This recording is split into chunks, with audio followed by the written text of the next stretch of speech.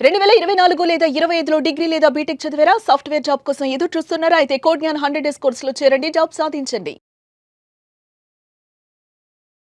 నమస్కారం సార్. నమస్తే అండి సిరి గారు. ప్రతి ఒక్కరు కూడా ఈ మధ్య కాలంలో వాట్సాప్‌ని తెగ యూజ్ చేస్తున్నారు అని చెప్పొచ్చు. బట్ కొన్నిసార్లు మనకి తెలియకుండానే మనము మెసేజ్ ఏదైతే ఫార్వర్డ్ చేస్తూ ఉంటామో అది చట్ట ప్రకారంగా మీరు అలా చేయకూడదు, అలా చేస్తే శిక్ష అనుభవించాల్సి వస్తుంది అనేవి కూడా మనం విని ఎంతోమంది కూడా జైలుకెళ్ళిన సందర్భాలు కూడా మనం చూస్తూ ఉన్నాం. మరి ఇలాంటి సిచ్యువేషన్స్‌లో ఎలాంటి మెసేజెస్‌ని మనం ఫార్వర్డ్ చేయొచ్చు, ఎలాంటి చేయకూడదు, జాగ్రత్తలు అనేది ఖచ్చితంగా మనము తీసుకోవాల్సిన అవసరం ఉంది.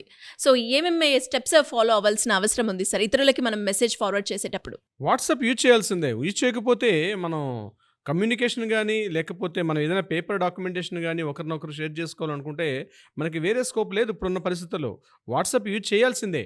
యూజ్ చేయకుండా మనం డైలీ అది స్టూడెంట్ అయినా, ఎంప్లాయీ అయినా, హౌస్ వైఫ్ అయినా ఎవరికైనా కమ్యూనికేషన్‌లో వాట్సాప్ తోటి ఒక సందేశాలు పంపించుకోవడం గానీ, ముఖ్యంగా డాక్యుమెంటేషన్స్ పంపించుకోవడం గానీ, ఒకరి ఫీలింగ్స్‌ని ఒకరు షేర్ చేసుకోవడానికి కూడా అనేక రకాలుగా మనం వాడుకున్నప్పుడు కూడా వాట్సాప్ అనేది మన దైనందిన జీవితంలో అంటే మన రొటీన్ లైఫ్‌లో it's a part of life అయిపోయింది వాట్సాప్ కమ్యూనికేషన్ చేసుకోవడం అనేది. కానీ ముఖ్యంగా యూత్ జనరేషన్ నేను చెప్తున్నాను. ఏది మంచి, ఏది చెడు తెలీదు. ఏది ఎలా వాడాలో, ఏది ఎలా వాడకూడదో కూడా తెలీదు. దానివల్లనే చిన్న చిన్న తప్పులు చేసి తమ జీవితాన్నే పణంగా పెట్టుకుంటున్నారు. అంటే తెలియకుండానే భారీ మూల్యాన్ని చెల్లించుకుంటున్నారు. ముఖ్యంగా యూత్ జనరేషన్స్, జెన్‌జీ జనరేషన్ అనుకుంటారు. తెలీదు. ఆకాశం హద్దుగా చెలరేగిపోతూ ఉంటారు. ఏది మంచి, ఏది చెడు తెలీదు. ఏ మెసేజ్‌లు పంపించాలో, ఏ మెసేజ్‌లు పంపించకూడదో తెలీదు. అంటే ముఖ్యంగా ఆ యంగ్ ఏజ్ ఏదైతే ఉంటుందో, ఆ 15 ఏళ్ల నుంచి 25 ఏళ్ల మధ్యలో ఉన్నటువంటి ఆ కుర్రాళ్ళు ఈ మధ్య పోలీస్ స్టేషన్‌కి వచ్చే కేసులు గానీ, మాకొస్తున్నటువంటి కేసులో చూస్తుంటే ఏదో పొరపాటుగా చేసినటువంటి ఆ మెసేజ్‌ల వల్ల వాళ్ళు కేసుల్లో కూడా ఇరుక్కుపోయే పరిస్థితి కూడా వస్తుంది. సో, ఈ వీడియో చివరిదాకా చూడండి తప్పనిసరిగా. కొంత ఇన్ఫర్మేటివ్‌గా ఉంటుంది. మీకు ఇన్ఫర్మేషన్ కూడా వచ్చే అవకాశం కూడా ఉంటుంది. ముఖ్యంగా వాట్సాప్ లాంటి మెసేజెస్ నాట్ ఓన్లీ పర్టిక్యులర్ వాట్సాపే కాదు. ఎలాంటి ఒక కమ్యూనికేషన్ మాధ్యమంలోనైనా ఏ మెసేజ్‌లు పంపించాలి, ఏ మెసేజ్‌లు పంపించకూడదు. ఏ మెసేజ్‌లు పంపిస్తే ఏ మెసేజ్‌లకి ఏ రకమైన శిక్ష ఉండే అవకాశం కూడా ఉంటుంది. నేను మొత్తం దీన్ని 5 కేటగిరీస్ వైస్‌గా డివిజన్ చేసే ప్రయత్నం చేస్తాను. ముఖ్యంగా నెంబర్ 1 బెదిరింపు మెసేజెస్. అంటే మనం వాట్సాప్ చేస్తూ ఫ్రెండ్స్‌లో అనుకుంటాం, అమ్మాయిలు అనుకుంటాం, లవ్ చేస్తున్నటువంటి అమ్మాయిలకు అనుకుంటాం బెదిరింపు మెసేజెస్. "ఏయ్! నువ్వు నన్ను ప్రేమించకపోతే నేను చంపేస్తా. నేను చెప్పిన ప్లేస్‌కి నువ్వు వస్తావా? రావా? అదేవిధంగా మీ ఇంట్లో వాళ్ళకి చెప్పకుండా నన్ను వచ్చేసేయి." ఇట్లా బెదిరింపు చేస్తూ కాల్స్ గానీ, మెసేజ్‌లు పంపితే వాట్సాప్‌లో ఉన్నటువంటి మెసేజెస్ కూడా లీగాలిటీ ఉంది. అక్కడ నుండి బ్లూ టిక్‌లు వచ్చినా, బ్లూ టిక్‌లు రాకపోయినా సరే ఆ మెసేజ్ ఒకసారి సేవ్ చేసుకుంటే మీ మీద ఎలక్ట్రానిక్ మీడియా చట్టం ఏదైతే ఉందో 2020 చట్టం ప్రకారం మీరు శిక్షార్హులవుతారు. ఇప్పుడు నేను చెప్పినటువంటి పాయింట్ నెంబర్ 1 బెదిరింపు కాల్స్. అంటే భయపెడుతూ చేస్తున్న కాల్స్. అలాంటి కాల్స్‌కి సెక్షన్ 506 ప్రకారం అప్ టు 2-2.5 ఇయర్స్ పాటు శిక్ష పడే అవకాశం కూడా ఉంటుంది. నేనేదో ఆకతాయితనంగా చేశానంటే కుదరదు. కొన్ని సందర్భాల్లో యువకులు ప్రేమించే అమ్మాయిని నన్ను ప్రేమించుతావా లేదా? లేకపోతే నేను చంపేస్తాను, నీ మీద పెట్రోల్ పోసి తగలబెడతా అని చెప్పి కొన్ని చోట్ల బెదిరింపు కాల్స్ కూడా వస్తుంటాయి. పోలీస్ స్టేషన్‌కి వచ్చే కాల్స్ కూడా చాలా వరకు ఈ బెదిరింపు కాల్స్ ఈ వ్యాపార లావాదేవీలు చేసుకునే వాళ్ళ దగ్గర, యువకుల మధ్య, అదేవిధంగా పార్ట్నర్స్ మధ్య కూడా ఇట్లాంటివి జరుగుతూ ఉంటాయి. హస్బెండ్ వైఫ్‌లో పెద్దగా ఇట్లాంటివి కనిపించవు గానీ మెజారిటీ ఆఫ్ కేసెస్‌లో ఇవి కనిపిస్తూ ఉంటాయి. ముఖ్యంగా ఈ ఎగ్జాక్ట్‌లీ యూత్ జనరేషన్‌లో ఉంటుంది. నిన్ను బెదిరింపు కాల్స్ వస్తుంటాయి. నిన్ను చంపేస్తానని, నిన్ను కిడ్నాప్ చేస్తానని, లేదా నీకు అనేక రకాలుగా ఇబ్బంది పెడతానని చెప్పి బెదిరింపు కాల్స్. మీరు మెసేజెస్‌లో గానీ నిన్ను చంపేస్తాను ఇలాంటి పదాలు గానీ వాడితే మీరు చట్టరీత్యా శిక్షార్హులవుతారు. ఆ యొక్క ఎవిడెన్స్‌గా ఉపయోగపడుతుంది. పాయింట్ నెంబర్ 2 అశ్లీల మెసేజ్‌లు. అంటే యువకుల్లో అమ్మాయిల్ని కాస్త టీజ్ చేస్తూ, అమ్మాయిని యొక్క అంగాంగాన్ని కాస్త వర్ణిస్తూ, ఆమెని కాస్త అబ్యూజ్‌గా తిడుతూ గానీ, ఆమెని అశ్లీలంగా ఇట్లాంటి మెసేజ్‌లు గానీ పెడితే, అమ్మాయిని ప్రపోజ్ చేస్తూ, ప్రపోజ్‌కి కూడా ఆమె యాక్సెప్టెన్స్ ఇవ్వకపోతే, నేను ముందు చెప్పినట్టుగా పాయింట్ నెంబర్ 1లోకి టర్న్ అవుతుంది. ఇవన్నీ కూడా ఈ అశ్లీల మెసేజ్‌లు. ముఖ్యంగా ఏవో ఉన్నటువంటి న్యూడ్ ఫోటోస్ పంపించడం గానీ, అశ్లీలటువంటి ఆ కంటెంట్ ఉన్నటువంటి మ్యాటర్స్‌ని పంపించడం గానీ, సినిమా పాటల్లో కూడా ద్వంద్వార్థ పాటలు కొన్ని ఉంటాయి.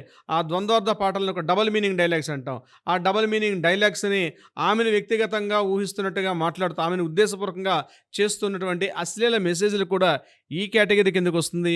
ఇలా పంపిస్తే సెక్షన్ 509 కింద 3-5 ఇయర్స్ వరకు కూడా శిక్షార్హులు అవుతారు. ఇది నెంబర్ 2. Number 3 fake news.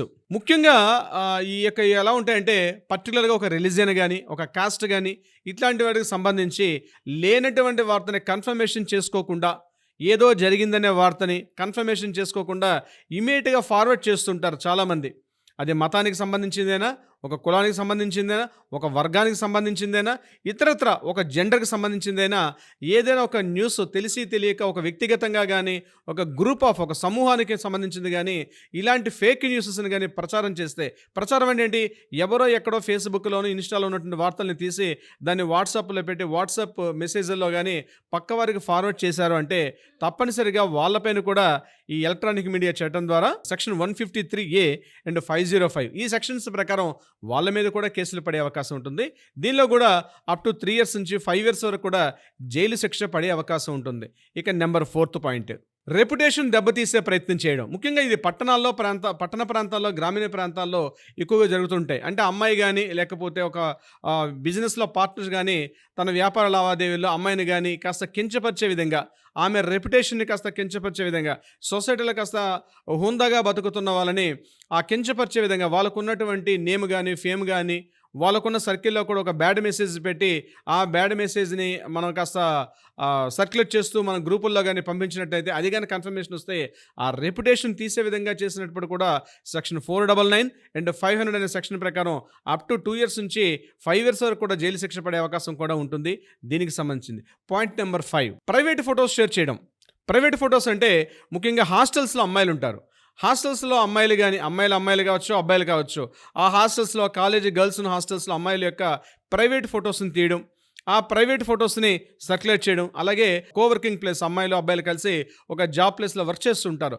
అలాంటి దగ్గరలో కూడా ప్రైవేట్ వాళ్ళ ఫొటోస్ని వాళ్ళని ఎక్కడో దగ్గర డౌన్లోడ్ చేసి ఆ ప్రైవేట్ ఫొటోస్ని తమ సంస్థ షేర్ చేయడం కానీ, కంపెనీస్లో పనిచేసేటప్పుడు వర్క్ ప్లేస్లో కంపెనీస్లో పనిచేసేటప్పుడు ఆ ప్రైవేట్ ఫొటోస్ని ఆమె బట్టలు మార్చుకున్నట్టు కానీ, లేకపోతే ఆమె ప్రైవేట్గా ఎక్కడ ఉన్నటువంటి వాష్రూమ్స్లో ఉన్నటువంటి ఫొటోస్ అవన్నీ కలెక్ట్ చేసి ఆమెని డిగ్రేడ్ చేస్తున్నట్టుగా ఇలాంటి ప్రైవేట్ ఫొటోస్ షేర్ చేస్తున్నప్పుడు కూడా, ముఖ్యంగా ఇలాంటి మనం అప్పుడప్పుడు చూస్తూ ఉంటాం హాస్టల్స్లో, ఈ కాలేజీ హాస్టల్స్లో ఉన్నటువంటి ఉమెన్స్ హాస్టల్లో కానీ బాయ్స్ హాస్టల్లో కూడా చాలా చోట్ల అక్కడ ఆ కేసు జరిగిందని మనం కొన్ని వీడియోస్ కూడా మనం చేసాం గతంలో.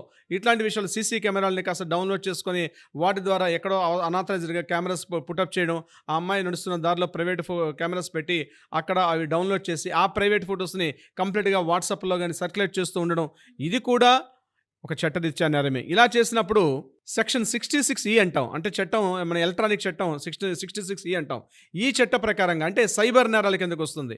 ఈ రకంగా చేసినప్పుడు కూడా దీనికి కూడా మనం చట్టరీత్యా శిక్షార్హులు అయ్యే అవకాశం ఉంటుంది. ముఖ్యంగా యువకులు తెలుసుకోవాల్సింది, ఇప్పుడు నేను చెప్పిన 5 పాయింట్లే కాదు, మనం మాట్లాడుకుంటూ ఉంటే చట్టాన్ని మనం ఎలాబరేట్గా మాట్లాడుకోవడం చాలా అవకాశాలు ఉంటాయి. కానీ ప్రధానంగా 5 పాయింట్స్, ఈ 5 పాయింట్స్ వల్లే మెజారిటీ ఆఫ్ పీపుల్, ముఖ్యంగా నేను చెప్పినట్టుగా 15 ఏళ్ళ నుంచి 25-30 ఏళ్ళ మధ్యలో ఉన్నటువంటి యువకులు చాలామంది 90% ఆఫ్ కేసెస్ అవే వస్తున్నట్టుగా మన రీసెంట్గా పోలీస్ వర్గాలు కూడా తెలియపరుస్తున్నాయి. So education point of view గుర్తుపెట్టుకోవాలి, మన చేతిలో వాట్సాప్ ఉంది, మనం దాన్ని ఒక ఎడ్యుకేషన్ పాయింట్ ఆఫ్ వ్యూ వాడుకోవాలి, లేకపోతే కమ్యూనికేషన్ పాయింట్ ఆఫ్ వ్యూ వాడుకోవాలి తప్పించి ఇప్పుడు నేను చెప్పినటువంటి చట్టాన్ని తమ చేతుల్లోకి తీసుకొని చట్ట వ్యతిరేక కార్యకలాపాలు కానీ వాట్సాప్ని కానీ వినియోగిస్తే, నాట్ ఓన్లీ వాట్సాప్, ఫేస్బుక్ అయినా ఇన్స్టా అయినా, ఎందుకంటే సోషల్ మీడియా బ్లోఅవుట్ ప్రపంచంలో ఇప్పుడు తిరుగుతున్నాం, నిమిషాల్లో సెకండ్స్లో వార్తలు వ్యాపించిపోతున్నాయి. కాబట్టి ఇటువంటి సమాజంలో మనం ఒక వార్తను చూసినా, మనం ఒక వార్తని ప్రచారం చేసినా, ఆ సమూహంలో మనం ఉన్నా సరే తప్పనిసరిగా చట్టరీత్యా మనం అనేక శిక్షల్ని